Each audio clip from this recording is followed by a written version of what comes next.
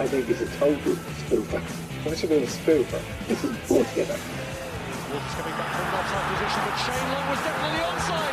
Shane Long has done it! I'm going to enjoy tonight. And you should as well. Thanks very much. Well done. Bye. Unless he's breastfeeding, he should be alright. We are now 30 days away from Ireland's crucial clash with the Czech Republic. The countdown, which has been on, is well and truly in its final stretch. However, the post-Hungary positivity might be starting to fade away at exactly the wrong time. With Ireland's future Nations League fixtures still dominating the news cycle, we speak to Daniel Lambert, Chief Commercial Officer at BOHS, and of course KNEECAP Manager, about the reaction to the FAI committing to playing out the game against Israel in the autumn. Of course, we had to speak to him everything about KNEECAP and BOHS while we had him. Joined here, as always, by James Ffrench on Flirt 101.3 FM. This is Ireland Radar that you're listening to, your home of Irish football. James, it looks like Czechia have shaken off all the bad mood that they had just a couple of months ago. Stepan Hajek, this Czech sports journalist on Canal Plus, saying changing the manager has changed the mood. A lot of players in good form there. Patrick Schick, Chori, the striker as well. Your man Pavel Sulk at Lyon, I think he's injured. Got injured, actually, yeah, but he was having a really good season. You'd never want to wish injuries on a player. No, but if he was out and injured for 6 weeks, but if he's from Czechia, maybe it's okay. Injured for 6 weeks, had a brilliant career after that, I wouldn't be too mad. But given the amount of injury we have, I don't think it really... Yeah, we'll get on to that in the course of today's show. That Daniel Lambert interview is coming up in 10 minutes or so. Thank you to Dan for giving us his time. What's coming up next, James? Of course, it's time to beg.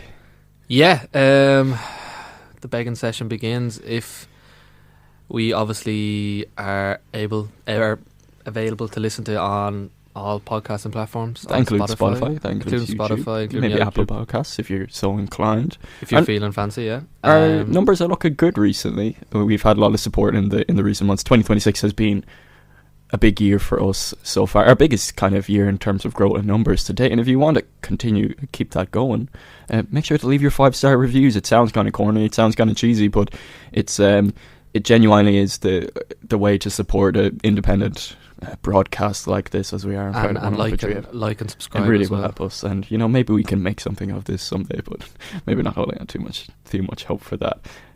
James, just a couple of weeks ago, you were quite critical of Owen Elding's move to Hibs. I remember 2 or 3 weeks ago you were saying that you didn't think it was the best moves. He started life in Scotland quite well. Care to tell us about that? Yeah, it's early days. I won't. We won't get too carried away, but I seem to have been wrong for one of the first time I can remember in a while. I'm sure our listeners know that's not exactly true. Yeah, well, I think could you have blamed me? Like he's linked with Sturm Graz in Austria, who have had so many like top strikers recently. Hoyland, Mike Beirut as well at Monaco now. Like, would you really give out to me too much, given that like their history of producing and developing strikers? But back to where Elding is now at Hibs. Obviously came in for that Rangers game, didn't start it but he came on, and now 2 starts in a row for him. Obviously scored against St Mirren last week, great header, we talked about it on the show, and then he started alongside Warren O'Hara and Jamie McGrath in like a little kind of Irish contingent at Celtic Park as they beat Celtic 2-1. Elding was quite impressive, picked up a lot of the ball on that kind of right half space, kind of right side of the pitch, so where we would have seen him for Sligo quite a lot. He would have picked up a lot of possession there when he was kind of playing under John Russell, and he's kind of continued that now at Hibs. He was playing with Martin Boyle, who's more of kind of a winger, kind of a smaller player. Actually kind of done him wrong, to be honest, because Elding probably should have scored. Martin Boyle went around Kasper Schmeichel and just didn't square to him. We kind of messed up that chance. We could be here talking about how Elding has scored two goals from 2 starts in a row, but we're not. And yeah, just I do think so far the move has been kind of went as well as it could have been. And to be fair, if you kind of look in hindsight, like going from I think I did reference this, but going from like Irish football like the way it is in the Premier Division, obviously quite direct, quite physical, and going into Scotland, it's probably quite a nice transition for him really. And I know Elding's obviously really good technically as well. Emir has that in his locker regardless, but like to be fair, probably kind of did make sense going from Ireland to Scotland. Obviously a step up, but a similar football and culture, and probably he doesn't need to kind of assimilate big word there for you, assimilate to the surroundings, given it's only Ireland to Scotland. And yeah, listen, hopefully he keeps it up, because we Celtic, we do need Hibs to take some points off some teams in the running, and hopefully Owen Eldon can score a few and do that. Yeah, very much continuing our tradition about talking about Celtic first thing on the show every week. Of course, as well, a couple of other Irish players involved there, O'Hara and McGrath as well. Jamie McGrath, who I probably expect to come into the squad as well if we are looking for. He got Austin Trusty got sent off for Celtic at the weekend. He got him sent off as well. He was involved in that. Very much a player that I rate very highly, and hope to see more good things. Given the lack of kind of attacking options we have, I think I'd be surprised if he didn't come in. Yeah.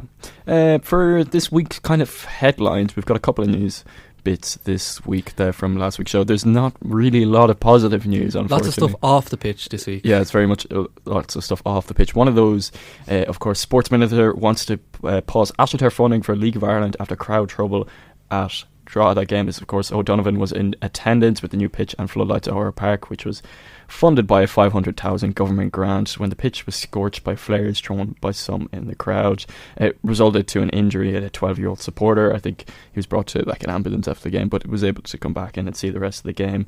He sustained burns to his face, but damage was caused to Dundalk's new pitch.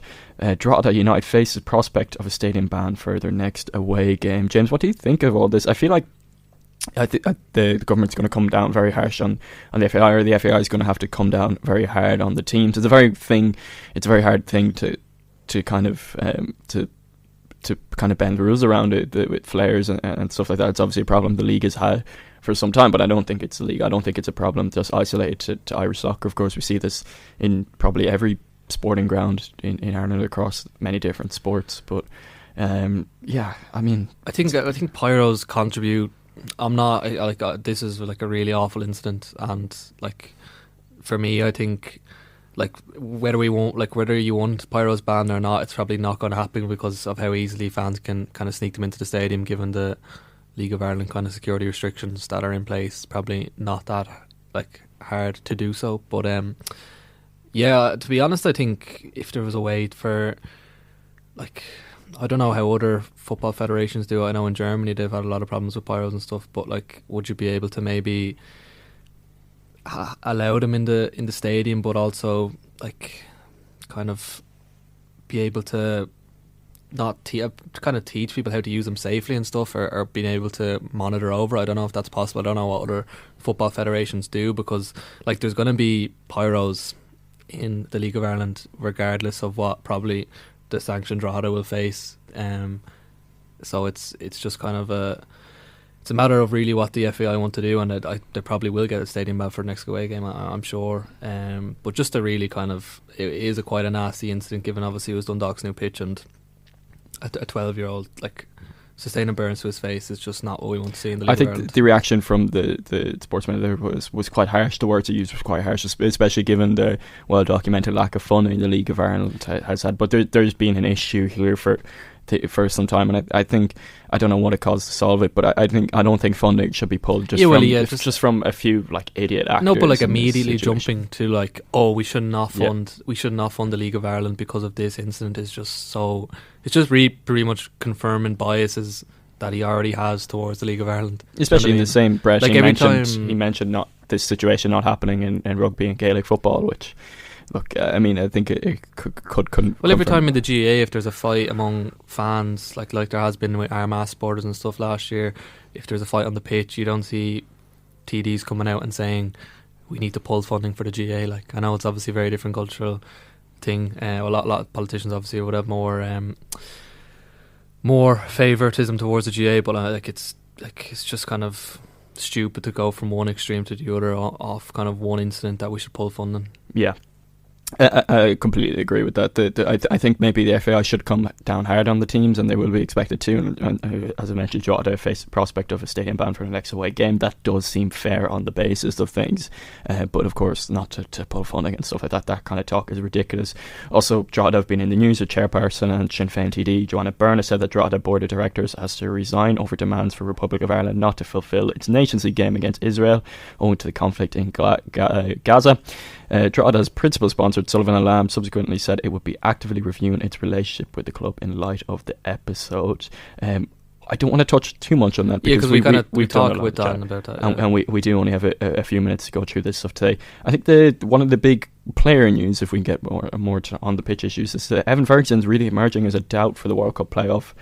He's returned to Brighton to get an assessment on his injury. We talked a couple of weeks ago just how bad his ankle injuries were that they keep compiling. According to the 42, the Irish striker has now returned to England for an assessment on the injury. Brighton and Roma are understood to be liaising on Ferguson's next steps, though Ferguson has now emerged as a doubt for the playoff clash in Prague on 26th of March. Now, in my mind, I don't see him not being involved in the squad. I think it looks like surgery is an option, but I can see him postponing surgery to play in these playoff games and a potential World Cup. But I think the argument would be what kind of state Ferguson's going to be in these playoff games. Yeah, well, it's like you would imagine he would put it off to play in these like 2 games, which will decide whether we go to the World Cup in the summer. And at the same time, if you look at our other striking options, Ida's, I think, a doubt as well for the game. We don't really have many other strikers, bar Parrott, playing regularly and scoring. Like Sinclair Armstrong, I know, scored maybe not last game but the weekend before, but I think he's got like 4 goals and 25 or so appearances or whatever it is. There's not really that many options in that striker role, and like given that, I would be surprised if Heimer wasn't kind of encouraging him to maybe postpone that and try play those games. We've seen him play kind of... Whether that's the right decision or not now is completely up for debate, but I just think there's no way he's going to sacrifice the not playing those 2 games, you know what I mean? Yeah, and we've seen him play kind of not fully fit for Ireland before and still be able to contribute. I think that might be the issue, what we see maybe waiting for him to contribute off the bench. I would love to get into this more, but again, of course, we are kind of tight for time because of today's interview on the show. Michael Noonan's situation is also developing. Actually, I should touch on, we are also facing more injury issues and playing time issues. I think perhaps that's going to be a topic for next week's show, but Nathan Collins seems to be out of Brentford's squad as well, and he's made a lot of issues. Seamus Coleman doesn't even look like has playing role at it. Gio Ogbene is kind of not been featured at all for Sheffield United. Yeah, I think there's something with loan thing. I think he's out of the squad altogether because they brought Calvin Phillips in on They can loan. only have so many loans in the squad, yeah. He's just kind of getting sacrificed at the minute. Another one that Sinclair Armstrong could be an option in the squad for, but yeah, it's I think we're still waiting on the fitness for Robbie Brady as well. Obviously, Josh Cullen is out injured for the season.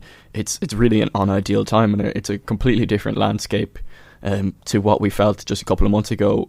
Kind of with the confidence we said, this game is not really coming at a good time for us at the moment, and especially with game time and stuff, we hope we'd be in a better position. I will touch more on that, I think, on next week's show, because we've got other topics to cover here. I think just finally, before we go on to the interview, the strange situation of Michael Noonan, it's quite incredibly vague at the moment. Even Stephen Bradley gave a 2-minute interview on this just yesterday about the Michael Noonan situation. Of course, a report in the Sunday Times came out that the player's family lodged a complaint with the English FA about his agent after a deal with Hoffenheim fell through. The reports were initially stating that his family were the ones who kind of disagreed with a move to Hoffenheim, and that's why it fell through. Bradley gave nothing away on this. It's kind of interesting to see where this is going. His club obviously confirmed on Monday that they are not under investigation, but are assisting FIFA after discovering 2 agency agreements with the club. James, do you know any more about me than this? Because even everything you look up about this situation, it seems to be quite vague. There's a lot of vague newspaper articles about it. I think the Irish Examiner reported, like the most recent report on it yesterday, was that like the main crux of it seems to be around a third-party transfer fee cut, which I'm guessing is indicating that was towards the agent, who is David Moss, former Celtic scout and someone who has had a lot of run-ins with Celtic in recent years, kind of bringing young Celtic players, academy players, and getting them moves to the continent. So there was 2 guys a couple of years back who went to Bayern Munich. One of them now is like in the Scottish League 1 or something. Like, his career's completely fell off a cliff, but Celtic kind of really fell out with him over that, and kind of how he was kind of maybe giving these players the wrong advice, going from Celtic to Bayern Munich as a 16-year-old, like, where it's very difficult to make it to Bayern Munich. But yeah, just it is quite vague, and I'm sure this story will continue in the next week or two, but it seems to be around kind of that third party cut towards an agent. I don't want to say too much more because I don't think there's much else in the story to say, but yeah, I think you Celtic are kind of, I think, his preference move at the minute, which is a bit surprising considering our history of of developing young players. One we've And documented, the way how much of a basket case the club is right now. yeah, one we've documented many times on this show. I think that David Correll will face kind of question about it on Wednesday. I think he's a media engagement tomorrow. Actually, yeah, tomorrow. Okay, interesting. So hopefully we'll be able to get more clarity at the time. Unfortunately, don't have too much time to touch on the League of Ireland roundup. Hopefully we can briefly run over it after we throw to you with the Dan Lambert interview. We're going to throw that to you now after one of our nice, lovely audio bits. Houlihan might find it. Looking for Hendrick, who rescues it. O'Shea!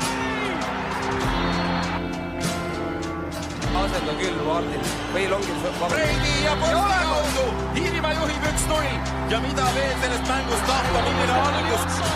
Shane Long! Wouldn't it be nice if we were older, then we wouldn't have to wait so long. Wouldn't it be nice to live together in a That's come down only to McCarthy. Played it on for Coleman. Coleman a chance to cross here. Seamus Coleman still. Coleman a little dink into the middle. What about that? What about that? Is that it? Have we seen the moment pass when it might have happened? Let's hope not. Houlihan. Inviting is there! Robbie Brady brings us all to our feet in Rio. No more than Ireland deserve. A fantastic goal to put Ireland in front. Now, just 6 minutes remain. And Leo sees Leon on the horizon. Joined here by Daniel Lambert. Daniel, thanks for joining us this evening. Yeah, all good, lads. Just to start off, I think we're going to start off today. First of all, we're going to talk about BOHS before we kind of get into the elephant in the room, which has been surrounding the Irish news cycle recently. It's been a good start to the season for BOHS. A couple of good performances so far. What is the kind of the league aim this season? There's a big talk about this season's title race and who's going to be involved in it. Do you see BOHS as being one of those teams that are going to be in the mix this season? You'd hope to be, yeah. I think, look, I know it's a kind of a broken record saying this, but it's very difficult, given our model, to compete. That's just the truth of it. Clubs are making huge losses. I think 20 million previous 3 seasons combined. This is a new era for League of Ireland for lots of reasons. Obviously, the crowds are up and there's a lot of positives, but for a fan-owned club, it's a hell of a lot more difficult than it ever has been, given the the amounts of money that people are willing to invest/lose, whereas where we can't. So, but look, I think it's been a great first 3 games, but it's only 3 games, and we'd hope to be in the mix. We're delighted with qualifying for Europe last year. We want to be qualifying for Europe every year, but it's easier said than done. I think Randy's done a great job. I think we're a really good squad there, and it's again a boring point to very vague because people have heard it before, but we're very different to the clubs around us in terms of what we're able to do. And I just feel like we're in the same position. We can't make losses, we can only spend what we have, and we have to work really hard to bring in money to run the club, to run the whole club, not just the men's team, but obviously the majority of the spend. That's where it goes. So yeah, I'll be hopeful for a decent year. You talk about that structure. Of course, like you're competing against mainly Shamrock Rovers, who are the wealthiest team in the league, and Derry this year have had some great financial backing. You talk about that structure, that fan-owned structure. It's not usual for teams with that fan-owned structure really across any league in Europe to be competing at the top of the table like BOHS typically do. Can you just tell us a bit more about that structure and kind of how do you need to get that leg up on your competition given the financial disparities? We know all about BOHS charity efforts, and much has been made about all the kid sponsorships and kind of all the unique stuff that you're doing in the market. But what does that entail, and how does that work for you? The model's simple. It's kind of essentially if the success of a lot of clubs, if you look at any league table, not exclusively because there's some outliers, and you had it maybe most famously with Leicester a few years ago, but you can more or less strip away the club names and just put club budgets on a league table at the end of a season, more or less how it pans out. And again, you'll have some outliers, but generally the team who spends the most will finish in the top, and that'll filter down. And I suppose when you look at nearly every club, the amount of money that they can spend on their team, which normally dictates the league position, is it's basically the wealth of their owner. And that might be an individual or it might be a company. So that's not our model. And our model is essentially how many people become fans of the club, ultimately generate income for the club, if you want to put it bluntly. And the more people we can have doing that, the better our budget can be, and our league table position hopefully matches that. Like how it works is again, it's something I've said before, and it's not meant in a disparaging way, or like, you know, all the clubs, you know, some brilliant. It's not our model, but there are some great club owners in the league. I think of maybe someone like Gareth Keller or Pats. Gareth's there a long time. Pats are a very well run club, and Gareth's putting a lot of money. And as a privately owned football club, I hazard a guess that a lot of fans be very happy with the type of owner Gareth is. That's not the BOHS model. That's not what we are and what we want to do. And we want to be successful. We can't do what the other clubs do, because they have more money than us. So we have to be smarter than them. And what I mean by that is essentially we have to bring in money where they don't. And you know, we've been in a frustrating position for the last few years where the ground's sold out every game. We're leaving, obviously, a lot of people want to come. A lot more people want to come. We see that in the two Aviva fixtures this year and last year. So every game we're playing, there's a lot of people who'd like to buy a ticket who can't. But that's the reality we've been in. So we're looking at other ways. How can we bring in finance? And look, the outlier for us, or the high performer, and that has thankfully been the shirts for the last few years. We sell a phenomenal amount of shirts outside of Ireland. The people who are directly contributing to our income, who might never come and watch a game, who might not necessarily know who our starting 11 is, and that's great, because we need that. If we don't have that extra income, we can't compete. Yeah, but I just kind of want to touch on the daily amount redevelopment as well. I suppose like kind of modernizing the stadium was kind of talk about that. Like it obviously can kind of redevelopment could kind of unintentionally change maybe who feels welcome in a space. So kind of how do you like kind of protect daily amount and BOHS identity while obviously modernizing the structures that are there? Yeah, with great difficulty, to be honest. It's something I'm working on all the time. I think the best way of putting it is, if you ask someone their favourite pub, it's unlikely to be a pub in a brand new hotel. Probably going to be a place that's a little bit wrecked. And, you know, you think of somewhere like the Gravediggers, or, you know, pubs that people really like. If you put down a list of, you know, the facilities against somewhere else, they're probably not going to be great, but what do they have is a sense of atmosphere. And I think that's what you're looking for in a good ground. And I think that, you know, a lot of new grounds, I won't name any, but a lot of new grounds don't have that. They just don't. They lack that. And it's very obvious they lack it. And you maybe go somewhere where, right, toilets clean, all them, they're important things. But you've no sense of, you know, a sense of feeling or a sense of occasion in a place. And then look, to try and transplant that onto a new stadium that has to meet modern health and safety regulations and all those other things is not an easy task at all. It's something we're hyper aware of and we're going to try and do. And, you know, if we go back to pub terms, I suppose the old Bernard Shaw, for people to remember, used to look down there, that went, and the Bernard Shaw's now in a relatively new building in Finsbury. Not quite the same, but they've managed to do a lot. And I think that's sort of, whether that's murals, bits of history from the ground, the old turnstiles, different bits and pieces. But will it, like, people like to knock Daily Mount. I can tell you, Daily Mount is a fantastic place. Ask players about playing there, but ultimately ask anyone who visits who's never been. Very memorable. They enjoy it. And I don't think, won't be for one to try and that will do it, but I don't think we'll ever, I think basically most BOHS fans will miss the old Daily Mount, even though the new one will be better on a spreadsheet and it'll have the correct size changing rooms and all of that. Will I have the same feeling? I hope it does, but it's going to be a difficult task to recreate something like that. Yeah, like I was reading up on it, like the capacity I think is supposed to be around 8,000. I just kind of wanted to ask you, like, and obviously like you're like selling out Daily Mount like pretty consistently now. I just kind of want to ask you, like, how many club members do you have currently, and do you think like you will be kind of projected to sell out like every week when the stadium is done with that capacity? Yeah, you have about 2,500 members. Essentially, the Jody stand, we do sell a small number around in the Jody stand, but people want to be in the Jody. I think we'll sell out the ground every week. Said this for a while. I think that we'll have the highest average attendance in the league.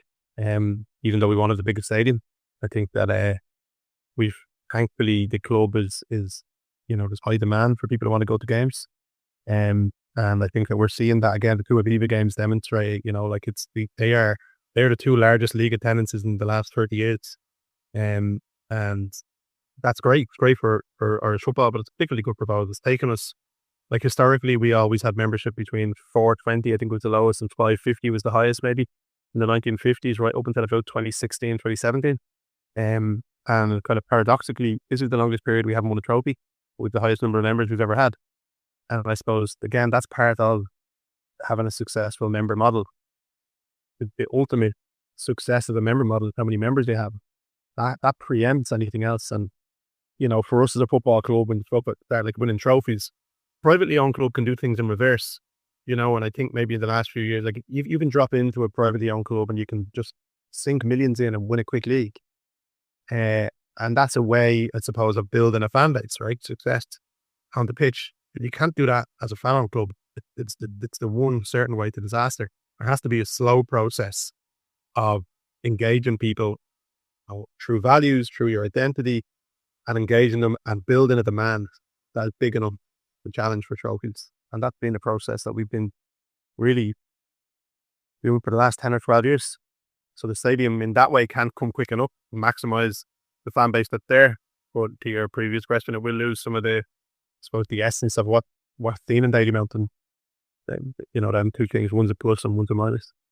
It can't obviously be an easy challenge, going through a whole stadium redevelopment, and in this day and age, the way that the modern world is with the costs of construction and everything else going on. But you touched on revenue streams earlier, and something has been in the news obviously is the Shamrock Rovers' recent partnership with a gambling company. Now I don't know how much you might want to touch on other teams and things like that. That's okay if not, but I mean, do you have any kind of comments on that situation? You obviously yourselves Bohemians are obviously the fan-owned club, the fan kind of division of the fan club, and to see that kind of not so far from you partnering with something like that, do you have any kind of comment on the situation going on there? Yeah, well, look, Shamrock Rovers haven't broken any rules, and I don't like to pass comment on other clubs. Obviously, everyone has their own challenges and they, their own priorities. They made a decision that's within the rules, and it's their right to do that. From a BOHS perspective, it's not something we do. I think, I could speak for every club in that you get at least an email a week from betting companies or their agents or their agencies. And I don't think anyone else has chosen to do that. I don't think it's the right move for us as Bohemians. I don't think it aligns with our club's values to do that. Look, we have in the past, that's maybe 6-7 years ago now, we weren't in great financial shape. Maybe it's 8 years ago, and we did have a betting partner, but we decided as a club, and it was about with that. That's not something we would do, and I don't see us ever doing it in the future. So yeah, it wouldn't align with our values. But I think, if there's going to be a league-wide rule, then obviously nobody could. But it's not. It is within the rules. They made a decision that was obviously the right decision for them. Wouldn't be the right decision for us. But I wouldn't like to pass any criticism of another club. They have operated within the rules on it. Obviously, like off the pitch, your like identity is like very strong with the commercial side of things. I just kind of want to ask you, maybe like long-term vision-wise, like where do you kind of see BOHS in 10 years? Yeah, look, we have to. I think like the stadium, like I said earlier, the stadium, like we're going to lose some of the essence of what's been there for so long. We played there since 1901. Daily Mountain probably looked better in the 1950s than it looks today, but it's the same. You can get that sense of it being the same place. So that's on the negative side. We have to work hard to try and break that in the new Daily Mountain, which we will. But on the upside, obviously, there's double the amount of people. I think we'll have huge numbers of members. I said already, I think we'll have the highest average attendance in the league. And then it's up to us to keep.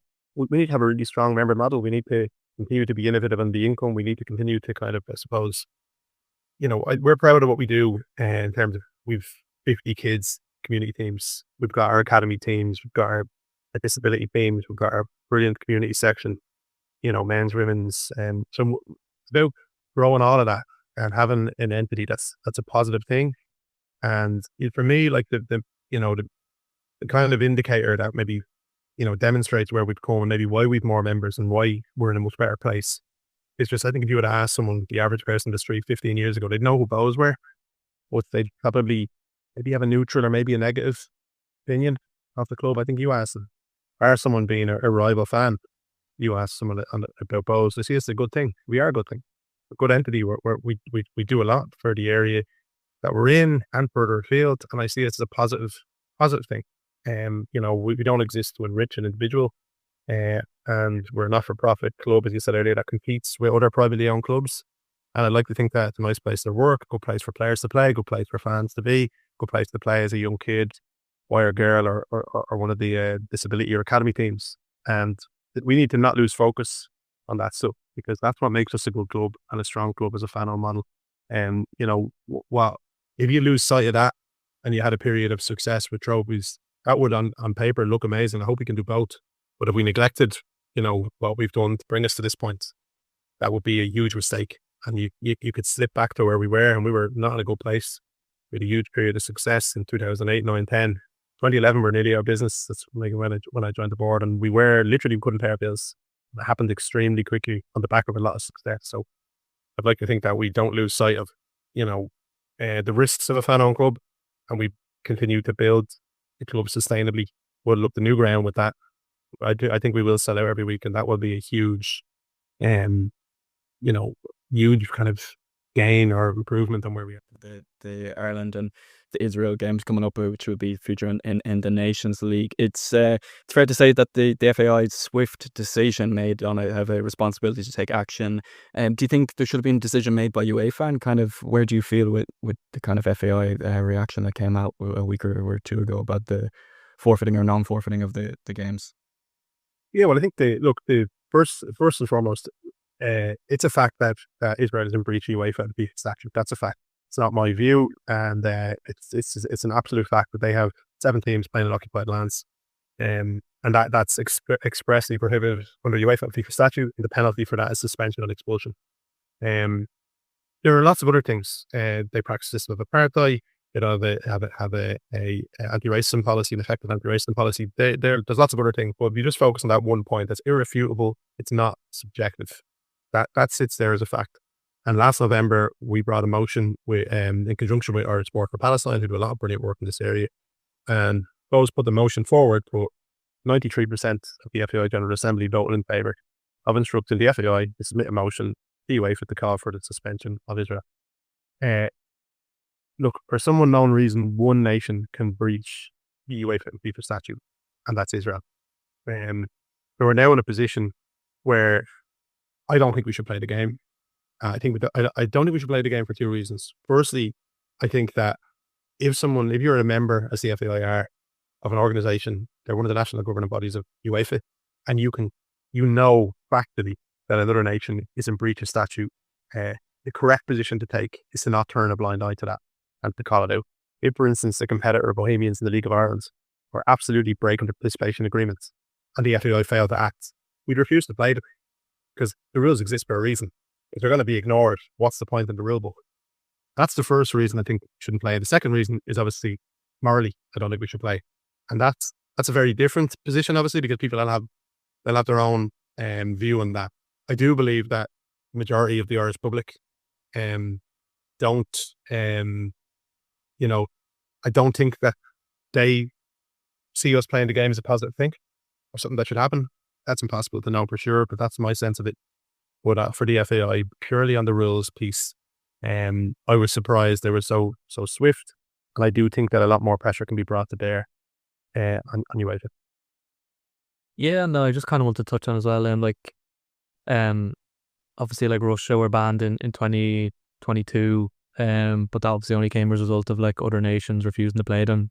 Ultimately, I just wanted to talk about maybe like what would you say to people who might question like what difference it would make for ourselves to not play them or boycott the game, and people who maybe are pessimistic and would say it wouldn't make a difference. Kind of what would your response be to that?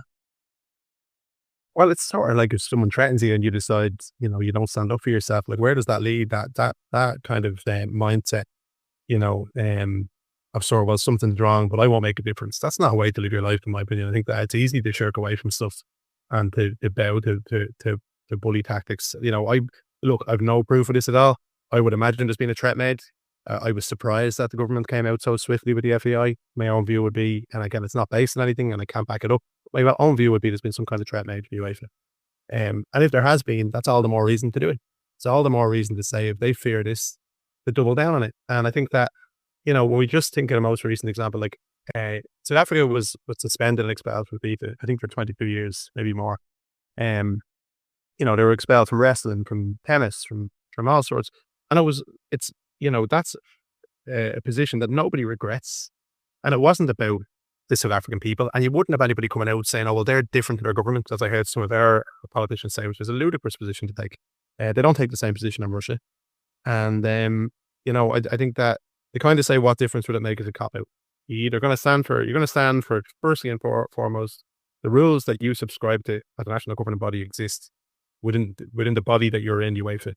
If you're just saying, well, we raised that and no one's going to do anything, that's a cop-out. And the second point on the moral piece, we've seen, I was surprised, the people who spoke out. Brian Kerr spoke brilliantly, Stephen Kerr, Stephen Bradley, Joey at Shells, they all spoke so well. Lots of journalists spoke out.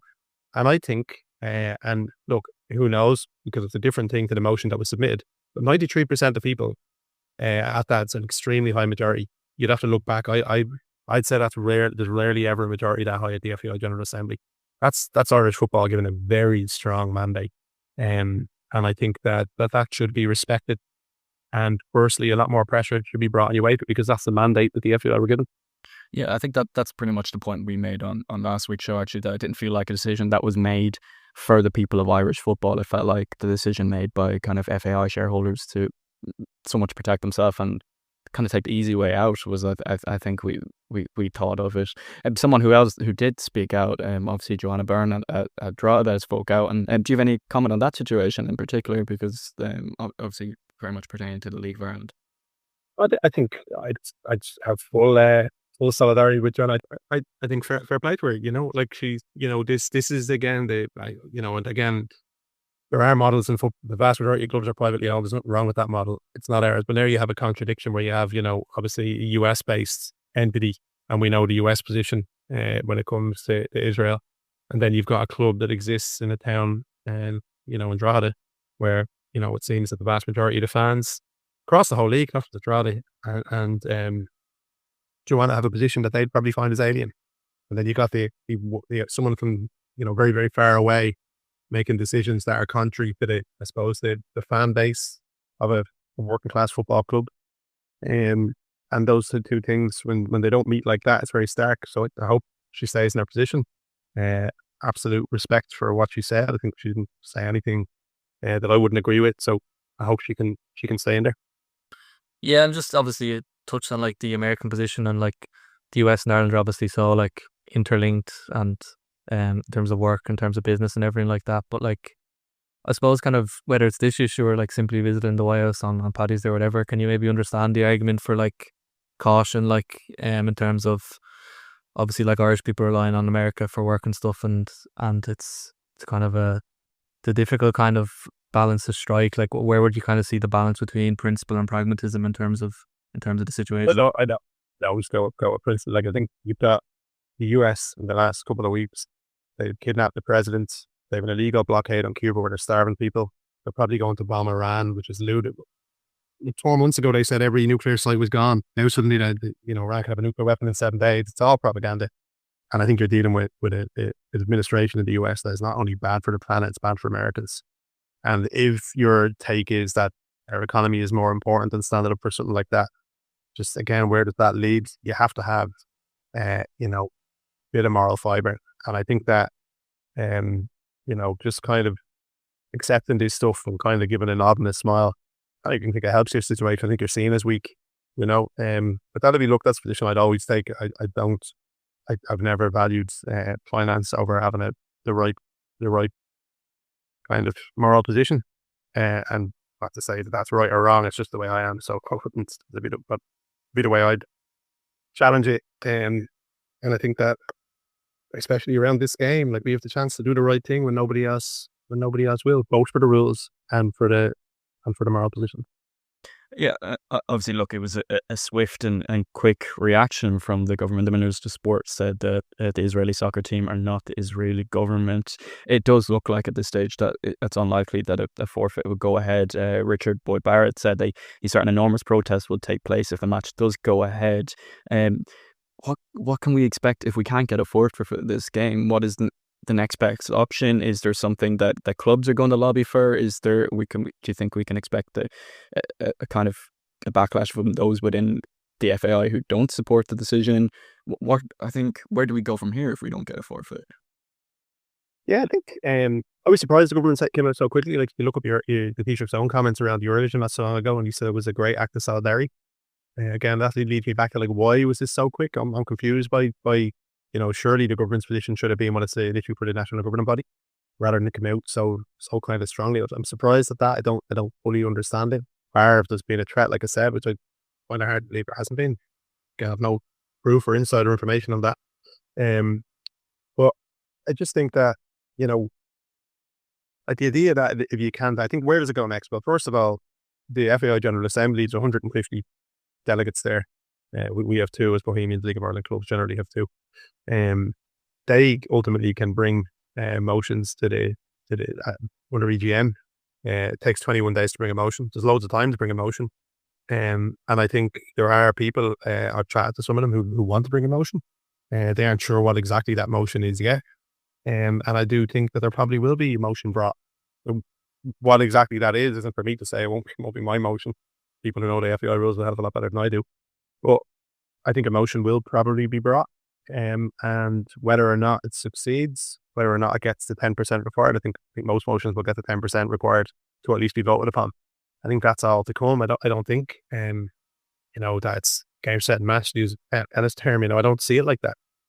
I do think that there's a lot of people who don't want this game to happen. And again, I've listed some of them. Some of them are very high profile people in football. We had 2 ex-international managers come out in the last couple of days. And I think it's a lot more people. And until emotion is brought, if it is brought, and until it's voted upon, we won't know where that is. Is it a small minority, a large minority, a majority? We won't know until it happens. But I don't think I don't think the decision there was made and that's it. That's not how I'd see it. Yeah, obviously we've the small matter of playing Czech Republic in 31 days, but prior to the Israel game, I was surprised to read today like that Czechia is described as like one of Europe's biggest supporters of Israel. I know you used to work for the UN. I was just kind of wondering, do you have any kind of knowledge maybe about what Czechia's relationship with Israel is like, and do Irish fans need to be careful in Prague if they're going to be maybe bringing over Palestine flags or stuff like that? No, actually, no. It's like I know, like probably the strongest sport of Israel in Europe is Hungary, and Viktor Orban.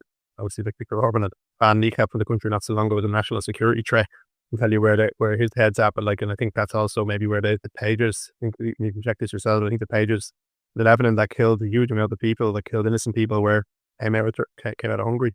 That's where they were, where they were ordered from or whatever. So it seems to be in some parts of the world there. I don't know enough about Prague, but there are leaders there who are on the right who align themselves with Zionism or Netanyahu. I'd like to think there's not a threat. I've been to Prague. It's a great city, lovely people. It's a beautiful place, and you'd like to think that there wouldn't be any issues. But yeah, it's just, look, as I said, like Irish people have shown international solidarity for a long time, and we got it. We've got it back. Whether that was, in the case of things that were going on in the north in the 80s and 70s, 80s and 90s, so great solidarity shown around the world after the hunger strikers, and it was dock workers in New York refused to handle goods coming from Britain. If you think even back to the famine, the Choctaws, when they made a massive donation, I think it was the largest cash donation to assist during the famine. So this idea, and you sometimes hear from people that like, what's it got to do with us? Like, we're a small island nation. There's been plenty of times that we've depended on international solidarity, and we will again in the future. And I think for us to show that back to a nation that's suffering under apartheid and genocide is the right thing to do, because we understand that collectively as a collective. The collective Irish consciousness knows what that's like, whereas a lot of our near neighbours in Europe inflicted those systems of oppression rather than be victims of them. So I think that's another reason that we should look at the big picture here and not any immediate threats that are made, whether they're financial or otherwise. Yeah, I mean, if we're talking about threats here, one thing as well we will hopefully have to look towards the future. Obviously, is the World Cup in America, and not a very good PR run they've had heading into this World Cup. It's a kind of a worrying sight, especially when you see the last couple of days, the stuff breaking in Mexico. There's dangers over there with the cartels taking over there. Obviously, there's going to be huge amounts of international fans who aren't going to be able to go over and see their teams. There's teams like Haiti and who are qualifying for the first World Cup and won't be even able to go, apart from small numbers, over to go and see their country play. Obviously, the threat of ice, and like this World Cup it seems a bit mad heading into it. It seems like it's going to be a bit of a mess. And if we do get there, there's a bit of a worrying climate to be in. So, and maybe some Irish fans can't even get over there. Luckily, I think 2 of our games are in Mexico to start with. But yeah, looking ahead to the World Cup, are you worried what the landscape is going to look like? Yeah. For all the reasons we said, it's insane. Like, in the same time, in America, to want to be a progressive American with ice and everything else, but even just going over, like, the idea that your social media can be checked. Like, so a friend of mine was over there just last week, and they x-rayed the bag, and like, we're reading documents that he had in his bag. So I think that, the level, I suppose, of maybe risk for somebody going over, whether it's ice when you're there, whether it's, that you might have shown some international solidarity and that's deemed as somehow a security threat. You mentioned Mexico. That's crazy stuff the last couple of days there with that cartel. Yeah, it seems bonkers to be hosting anything in the US, and this is before we even mentioned the insane nature of the ticket prices, which is just insanely expensive. But is it surprising? Like, you've got Infantino on Trump's board, undemocratic board of peace in inverted commas, deciding the future of a place when no one is there from that country. He's wearing a USA hat and he's laughing. It's parody stuff. Playing with people's lives though. So, yeah, it's not. I think the normal excitement about going to a World Cup is very much tainted with it being in the US at this particular time. Yeah, and I mean, just I suppose in the context of everything we've already talked about today, but just to put your music hat on for a minute or so, obviously it's been a bit of a weird platform recently. Obviously, with the KNEECAP and Lancome and Murder Capital all had their German or Austrian shows cancelled. From your point of view, the music industry, have you observed anything different? Anything changes kind of from the European venues or promoter as things have changed, and kind of the similar subjects we've talked about already with Israel and the Gaza conflict and stuff like that? No, I mean, no, it's certain parts of the world. Obviously, look, Germany, I was in Germany with KNEECAP last week. We were doing something over there. It wasn't a gig. Obviously, KNEECAP aren't banned from Germany, nor should they be. But there is this, and I suppose, the German worldview on Israel-Palestine is so far from the Irish worldview. Obviously, what happened in German history is horrible, and that's to the fore of people's mind. My own view is that somewhere a society like Germany, in an effort to overcompensate for something horrific that they did, they're now back on something equally as horrific. And that's a mad kind of thing. So I do think there's parts of the world we can't get away from the fact that we've seen it with the email that was leaked in terms of the 52 high profile people in music who are trying to get KNEECAP cancelled from Glastonbury, is that in certain countries and in the music industry there are significant people who are working to shut down Palestinian voices. That's a fact, and you're battling against those people sometimes without even knowing. That email isn't leaked, we don't know it exists, and then it's leaked, and you're like, Jesus Christ, these are some big names, and they're doing that in secret behind your back, in the shadows. So I think that it's still, people don't understand the Irish position. I think if you're from a lot of parts of Europe, you probably had to really educate yourself and have a very, maybe a counter, a position that's counter to the mainstream or whatever, to have and to be able to show solidarity with people who are under brutal oppression. But it's not in Ireland. Like, you go around, particularly West Belfast or Derry, that's something that the communities know, they recognise. It's not a choice people make. I think it's already made for them in many ways. But yeah, it's look, music industry, like a lot of other things, like football, it's dominated by very wealthy individuals, and they tend to, and whether that's entities or it's large international promoters or it's something like Spotify, your ability to reach your fans is controlled by fewer and fewer people, even if that's just large venue ownership or whatever. And those people wield a lot of power, and they tend not to want people to speak out on political issues. Yeah, I wanted to wrap up on some KNEECAP stuff as well, because of course many of our listeners would be interested, as we will hear. You announced the new album Feening, which will be coming out in April. Any chance you could tell listeners what to expect from a follow-up record, and maybe more importantly, when the new jersey's on sale? Well, the new jersey's already on sale. That was just a one-off up in Derry. The lads will be speaking about the album. I don't like. It's not my. I think it's brilliant. I think it's an amazing album. Like I'm not a musician, but I'm massively proud of what they've made. I think when people hear it, it's out in April. It's a really top album, and and I think that they're a massive credit. Normally when you're writing an album, people talk about going away, getting space, getting time, whatever. Some people isolate themselves or go to a cottage in Donegal, whatever the case may be. They were trying to write an album, under unbelievable pressure and a witch hunt by British Prime Minister, by governments, by the police, by a terrorism charge. So to be able to write an album, just even write one under all that pressure, but let alone write and record a brilliant album, is just it's so impressive. And I just think obviously the track listing's been released. Some great collabs on there. K Tempest is there. There's a rapper from Palestine, Fauzi, Rady's on it. Just a brilliant album. And then there's a track out. When your show goes out, there's a track out tomorrow on the 24th. It's on tomorrow, so I imagine we might play the show out tomorrow with the new song as well. Right, very good, Dan. I think that's all we have on Jet. Thanks very much for kind of taking the time and coming on. I know you're obviously very busy and stuff, and just thanks very much. Yeah, bother lads. Let's look at it. Just about Shaqiri, Ian, would you mind if I said, is there any other player in the Premier League? Hasn't he the funniest shape? He's like a bloke that you might see standing outside the pub on a Sunday morning with his bag and his boot saying, I know where we're playing today. Bardler.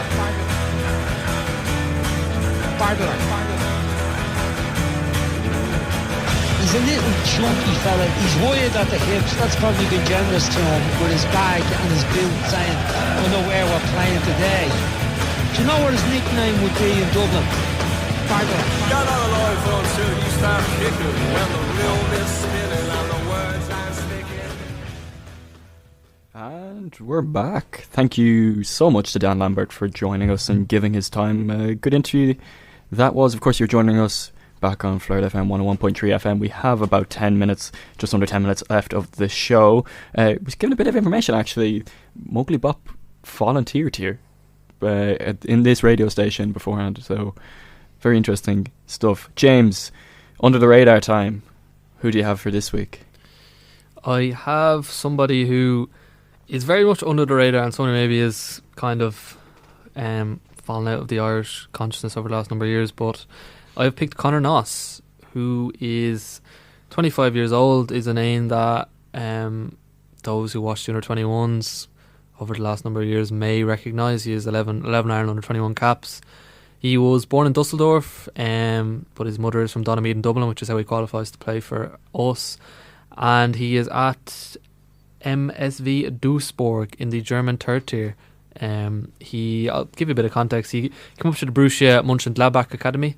Kind of had some injury problems and stuff, never really broke through. Joined Austrian Bundesliga side Blau-Weiß Linz in 2023, where he played 54 times. I appreciate my pronunciation might be great there, but I'm doing my best here.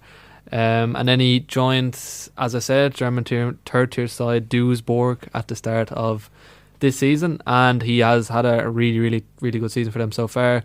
Got a goal and assist at the weekend in a 3-1 win over Schweinfurt, who are the bottom place team in the German third tier. But as well as that, he's 7 goals and 4 assists in 25 games in the league this season. 10 goals and 8 assists in 29, including all competitions. As I said, kind of left winger, attacking midfielder, very good technical player.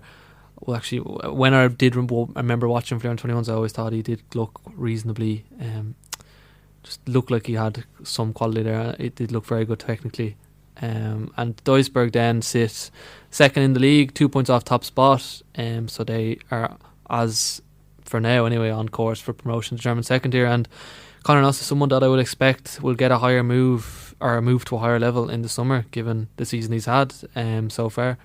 And yeah, hopefully he can keep it up. And as I said, if he gets a move to a higher level as a attacking player, like we know this Irish team definitely at the minute, but in general lacks depth in the national pool in attacking attacking areas and in wing areas, and if he can get a move to a higher level, then I think he could come into the national team picture in the next year or two if he keeps up this trajectory. And listen, fair play to him. Yeah, and of course this time under the radar, this time not exactly being used for somebody who's on the brink of an Ireland squad. We don't really expect that to happen anytime soon, but it's good to kind of feature these players that, you know, have been involved with youth age setups before, and we might have forgot about him. I think I've certainly forgot about, haven't really been heard of what he's been up to. I think he did score in a 21s qualifier, I do remember. He was heavily involved. He was a player that was highly regarded for some time when he was coming up through Munchen back, but it's good to see his career is kind of getting back on track, getting playing time. We only have 5 minutes left, so we're going to briefly touch on some of the League of Ireland points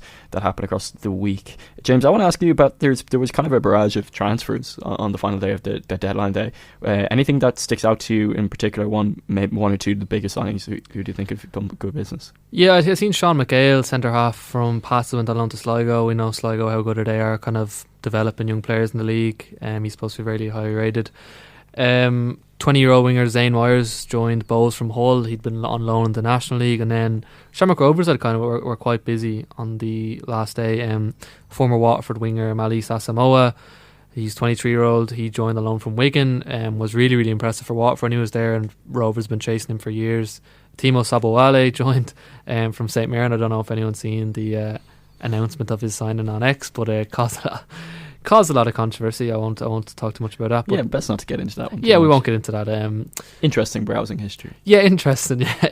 But yeah, a reasonable signing then for in terms of Sabowale coming from the Scottish League, and Rovers just look really, really strong this year. And as I said to you before we came on air, like, Bradley seems to really trusting in the youth this season. Kind of a bit of a change of approach, even like Vishen Oshinvuna, Adam Brennan, Corey O'Sullivan all started in the 2-0 win versus Pats last week. Noonan got a goal off the bench. Adam Brennan looks like a really, really top player. I think he could be someone who is grabbing the headlines all season. That's some debut that he had. I mean, Shamrock Rovers keep doing it with these young players. But Naj Razi's returned there as well. He was at Como. Max Kovalevskis is obviously there. He was at the 17s World Cup in the summer. I think he's injured at the minute, but they have a lot of young players. Even Oshinvuna, like, people haven't been talking about him because Brennan has come into the side and done well. And like in years gone by, Rovers would have been accused of maybe not giving these guys chances, but it seems like Bradley has kind of really kind of built the team maybe around these guys and is willing to give them chances, which is just really good for the outlook of Irish football. Yeah, I think Bradley's very good at as well. As one thing that goes underestimated about it, he's kind of mixing up the more experienced players in the team, which they obviously have. With I think it's about picking the right. Well. It's about picking the right games for him, which I think he probably will. Other kind of League of Ireland news, I suppose Dundalk have been really impressed in the opening 3 games. I've somehow watched all 3 of their opening games. I'm not a Dundalk fan, but like, they were unfortunate. Could see 2 late goals away to Derry and a home to Drogheda in the Louth derby, obviously. And then they got a bit of their own luck back then in Tallaght the other night. Ed McGinty had a bit of a howler, kind of dropped the ball, and I think it was Rob Cornwall who equalised for them. But yeah, like, they've Owen Kenny looks really good for them, looks really dangerous so far. Arubi up front as well, who scored against away in Derry. They do look quite good so far, and maybe someone who at the minute looks like that they will avoid the drop, but as I said, early days. Yeah, I also quickly want to shout out the Franz Pirro signing for Galway United, because I think that is an absolute statement, and if anything's going to help them from a potential relegation scrap, I think a signing like that, really good signing, it is going to. That's all we have time for this week on Ireland Radar. BOHS Rovers this Friday. Early title decider maybe. Yeah, exactly. BOHS going really well. Interesting to see Rovers have been dropping points already as well. I think that's just kind of Rovers' heritage, isn't it? Alright, I need to wrap up the show, James. So that's all we have time for this week on Flirt FM 101.3 FM. You've been listening to Ireland Radar. You catch us every week Tuesdays 2 to 3 here on Flirt FM, or catch us on any of your podcasting platforms or YouTube or anywhere else where you can give your 5-star reviews after. We did promise some kneecap after the show, but it turns out, as we probably predicted, all their shows are explicit and their new song is even not until 5 o'clock, but you can find that on Spotify when it does come out. We're going to play you some Amble instead. We're going to tune out with some Socrates Smile. That's coming up for you now. Catch you next week. Goodbye.